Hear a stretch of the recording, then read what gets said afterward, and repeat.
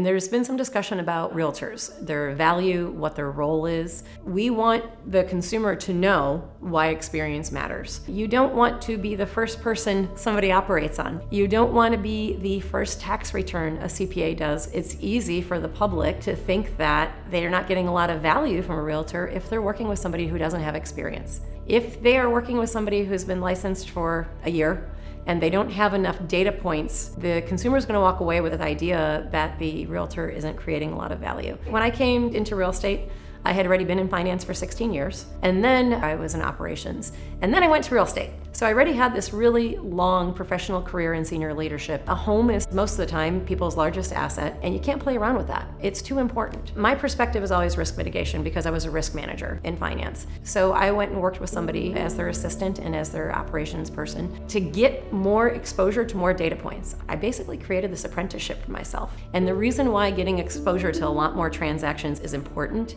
is if you see a lot of data points, now you know what normal is. So when I'm explaining things to my clients, let's say I'm walking through a contract with a seller. Buyers have lots of outs in the Texas contract.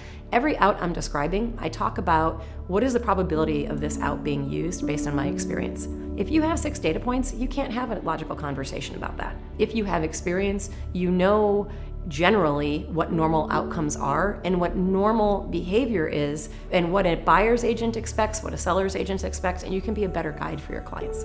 There is a misconception that realtors are there to find you a home. You are now incentivizing a realtor to talk you into that house, which is not an awesome incentive for the consumer. If you instead think of your real estate agent as your consultant is incentivized to make sure that you have the right house for you. They will talk you out of lots of houses, and they will make sure you are available to purchase the house that comes up that is the right house. Whether they find it, or you find it from walking down the street, or you find it because a neighbor told you about it, it's more about eliminating homes and talking you out of the ones that aren't a right fit for you and don't meet your criteria than it is about them bringing you the one that you end up selecting. Likewise, some consumers think if you find us a buyer for our house, then of course we'll work with you. Or the agent is then incentivized to get the seller to accept the buyer they bring, instead of getting the seller to accept an offer that is actually really good for the seller's goals. This happens a lot with highly educated professional consumers that think they can manage this process themselves because they bought and sold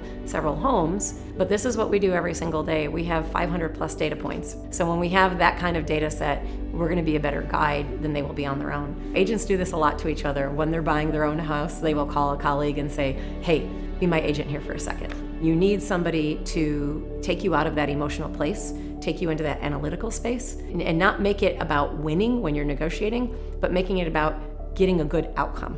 So even we need agents.